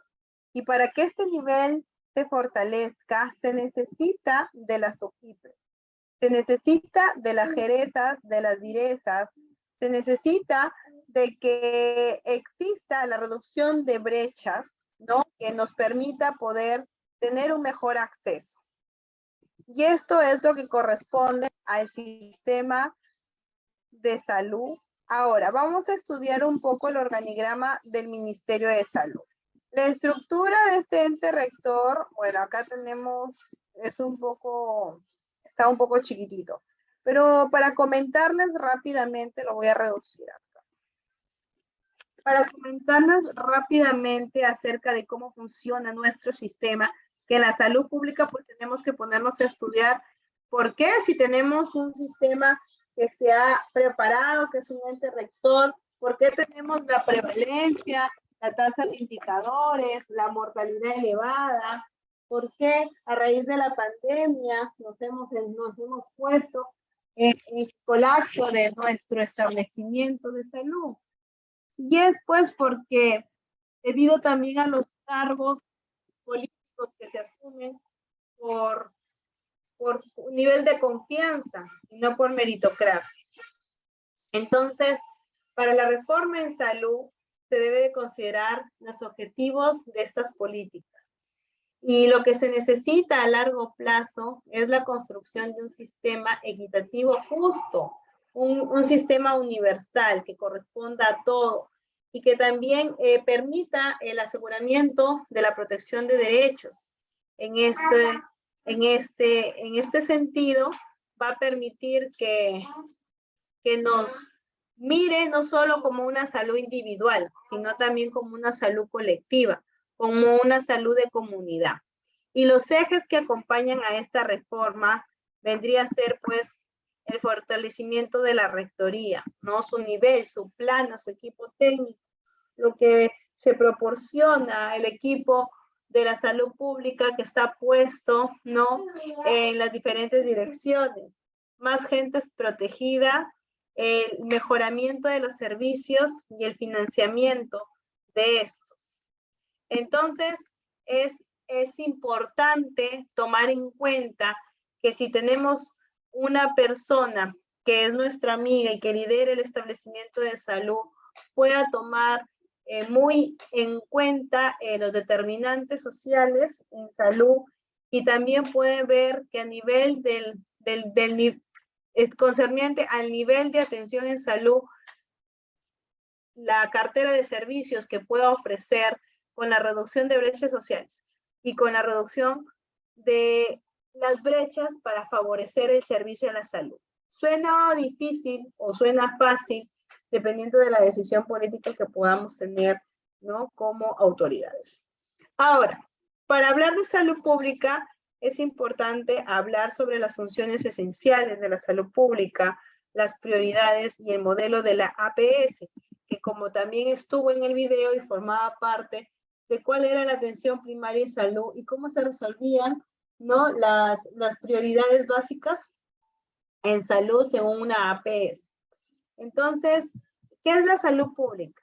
La salud pública, pues, es una ciencia o es una práctica social que tiene y que se entiende para poder estudiar a esa masa poblacional, a esa masa humana, y que nos va a ayudar tanto en la promoción, en la prevención de la enfermedad, nos va a ayudar a prolongar la vida, nos va a ayudar a mejorar nuestra salud física, mental, emocional, ¿no? Y hasta espiritual.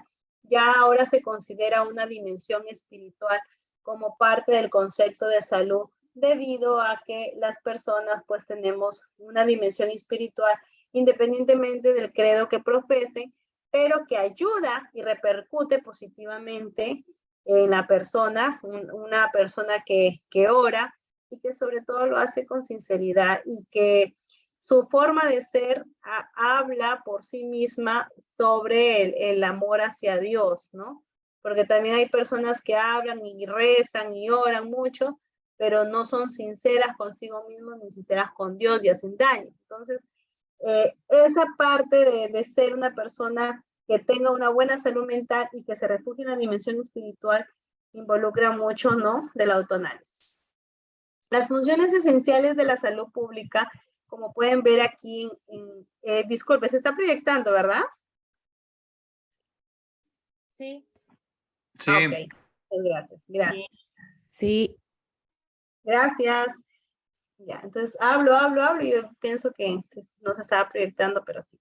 Las funciones esenciales de esta salud pública nos ayudan para monitorizar, nos ayudan para poder evaluar acerca del sistema, cómo está la población, cómo se comporta, nos ayuda a hacer vigilancia ciudadana, rendición de cuentas, a investigar cómo se están controlando los riesgos, las amenazas. Ayuda pues en la promoción y en el aseguramiento de la participación social. Hay varios tipos de participación, ¿ah? Está la participación social, la participación ciudadana, la participación comunitaria, ¿no? Igual, por ejemplo, en el trabajo donde me desenvuelvo hay una experiencia muy bonita de la vigilancia ciudadana. Personas, o les comento así rápidamente, miembros de la sociedad civil, de organizaciones sociales de pacientes, de personas con discapacidad o de voluntarios en salud, hacen vigilancia, o sea, se van a un establecimiento de salud, aplican una encuesta de satisfacción al usuario y comienzan a ver cuáles son los problemas, pero no para sacar al director o para hacer problema al equipo técnico, sino para decir, a ver, mira, la gente se está quejando por las largas colas, se está quejando por las citas, se está quejando porque no hay un especialista. Entonces, se les ayuda a hacer la gestión, se promueve un plan de mejoras para que ese líder del establecimiento pues gestione ante el UJIPRES, el especialista, se busque, se haga la convocatoria, o en todo caso se reduzcan los tiempos de espera, se reduzca el tiempo de citas, ¿no? De acuerdo, se pone ese contrato otro más, o sea, se buscan las soluciones a los problemas. Y el establecimiento pues tiene que comprometerse a rendir cuentas, no del dinero, sino de las acciones. Y créanme que esas experiencias que lo hacemos con la sociedad civil que está ahí vigilando y que obviamente va de la mano con nosotros, es muy fructífero porque un establecimiento los pinta, los arregla, hacen vigilancia y hasta con el mismo personal, ¿no? Se les da su capacitación, su certificación. Eso es un proceso muy bueno, ¿no? Entonces, a veces nos ponemos a pensar, si se hiciera vigilancia ciudadana en todos los establecimientos, si se escuchara, ¿no? ¿Cuáles son? A ver, estoy contratando a Cintia Cruzado para que sea, ella es obstetra de profesión, me atienda partos en el establecimiento, o es técnica, yo quiero que me ayude con los pacientes. Pero cómo es el ambiente en ese establecimiento, cómo son las jornadas laborales, cómo es el trato que se le da al usuario, cómo es el trato que se le da entre profesionales, ¿no? Entonces, eso también es muy importante tocarlo, ¿no? Porque eso forma parte de la interacción social. La formulación de políticas y la capacidad institucional para poder cumplir con la salud pública, fortalecer la capacidad institucional de forma planificada, ¿no? La evaluación y promoción para ese acceso equitativo a los servicios de salud, la captación y el desarrollo de los recursos humanos, de los que estaba hablando, ¿no? Ahora ya no podemos mirar a un trabajador como una persona que debe de cumplir funciones y para eso se le paga. Tenemos que mirar a un trabajador, al menos un trabajador en salud, como una persona que va a ejercer su carrera en ese establecimiento y que tiene que hacerlo de buena manera, no exponerlo porque si no también estuviéramos o vamos a gozar de un profesional de salud cansado, de un profesional de salud estresado, y si a eso le agregamos los problemas difíciles de casa, no va a rendir, no me va a dar ese profesional, y lo van a sacar o no va a permanecer. Entonces, muy allá del trabajador, también es un ser humano, ¿no? Entonces, la tendencia ahora de los establecimientos sanitarios, principalmente, los trabajadores no son solamente aquellos que los contratan para que cumplan funciones, sino que la entidad o la institución sanitaria se tiene que mirar como una empresa y él es un colaborador, y mientras el colaborador esté satisfecho y esté con todos los beneficios de ley, se le puede exigir, ¿no?, su productividad. Eso tampoco no justifica, ¿no?, porque también hay colaboradores, nos ponemos, o trabajadores en el otro extremo que son flojitos, tardones, ¿no?, que no van o que hacen problemas, ¿no? La investigación en la salud pública. Casi ya no se investiga, ¿no? ¿Quién lo hace? A ver, yo a veces veo que pocos son los hospitales que hacen investigación en salud, ¿no? Sobre todo los que hacen docencia, ¿no? Es bueno promover la investigación descriptivas, transversales. No somos pocos los profesionales que hacemos investigación y que recién ahora por Conciter, Renacid, ¿no?, se está valorando, ¿no? Porque anteriormente no había un gran realce en investigación en salud pública. La reducción y la repercusión de las emergencias y los desastres en salud pública, ¿no? Ahora pues ya se creó el Centro de Prevención, Emergencias y Desastres, ¿no? Han cambiado, se están modificando las estructuras de las coordinaciones, porque ahora se tiene que actualizar todo para tomar en cuenta, ¿no?, las necesidades. Recordemos que la salud es dinámica, no es estática. La salud cambia conforme pasa el tiempo, ¿no? Lo que utilizábamos anteriormente, hace 5 años, ahora, pues, en el tema de los procedimientos, puede haber cierta variabilidad, ¿no? Vamos a tratar de analizar las prioridades de la salud pública y, a ver cuántos tenemos. 17. Están todavía conectados. Las prioridades de la salud pública, los retos, los desafíos, ¿no?, que se tiene en cada lugar, en cada jurisdicción, en cada región, pues corresponde a relacionarse con las políticas, como por ejemplo, la mejora de la salud de la población, ¿no? Disminuir las desigualdades en salud, poder aumentar la satisfacción de la población, ¿no? Y aquí nos podemos ayudar de las encuestas de satisfacción. La calidad, no solamente en infraestructura y equipamiento, sino también la calidad humana con la que prestamos un servicio de salud.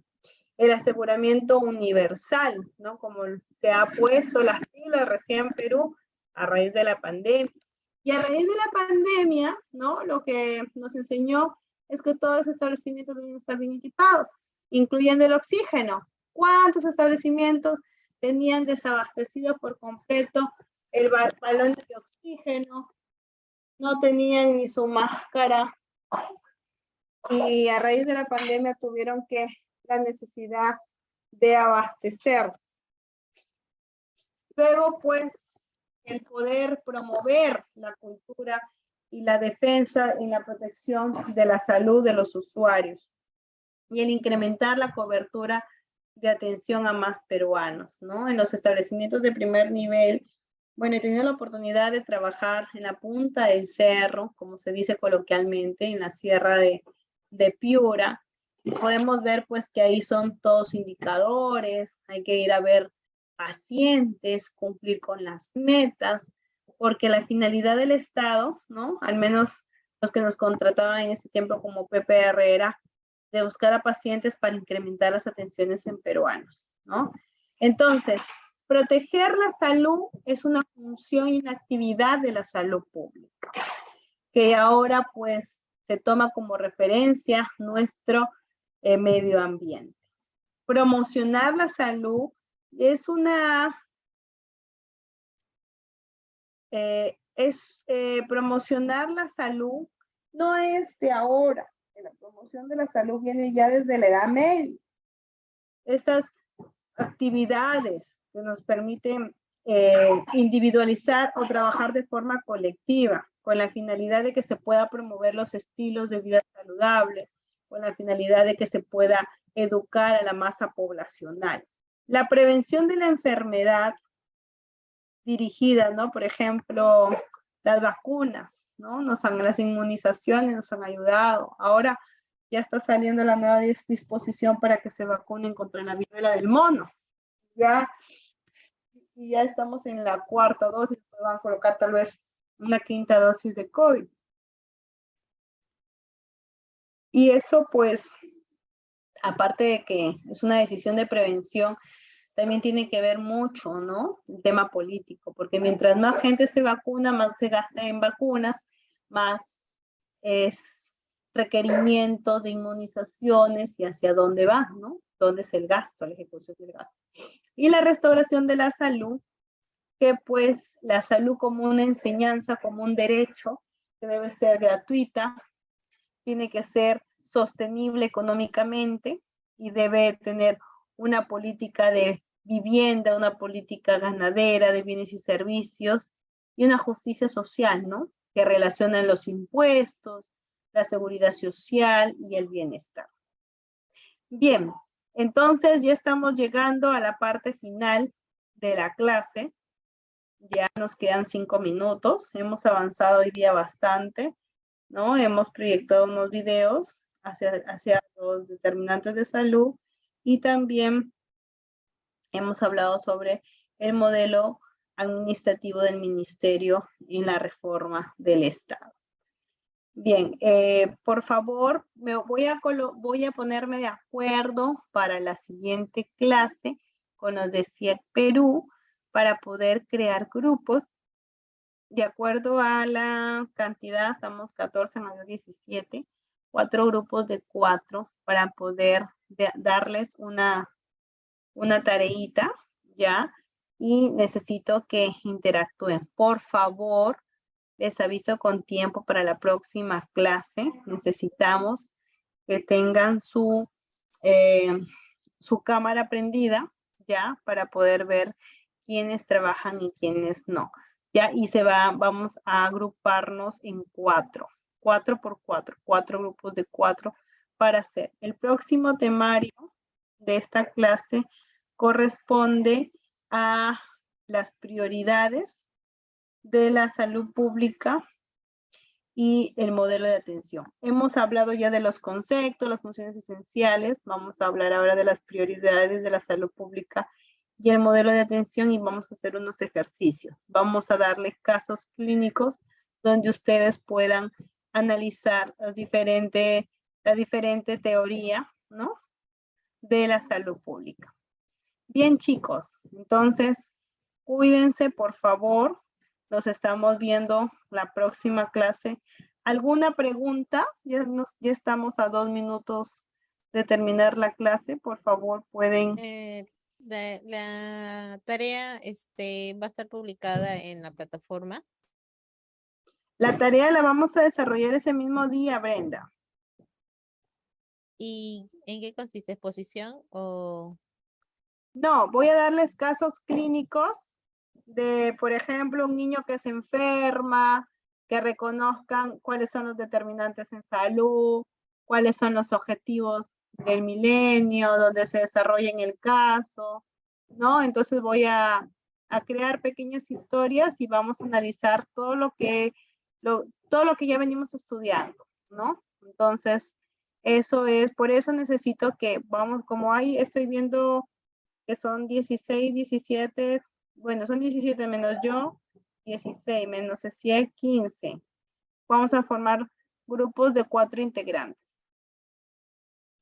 Los grupos yo los voy a asignar ya para la próxima clase, por eso necesito por favor que repasen la teoría también y puedan conectarse puntuales, ¿ya? Porque después cada grupo va a exponer su caso clínico y eso les va a ayudar también a enriquecerse ustedes en cuanto a la situación.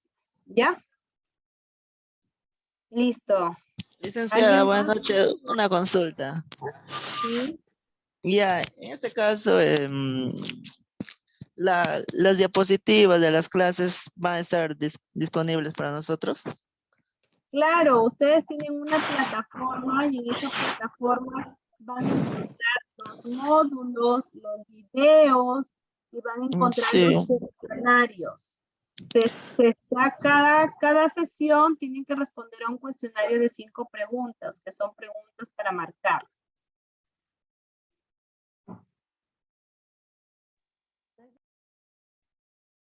Hola, Kevin.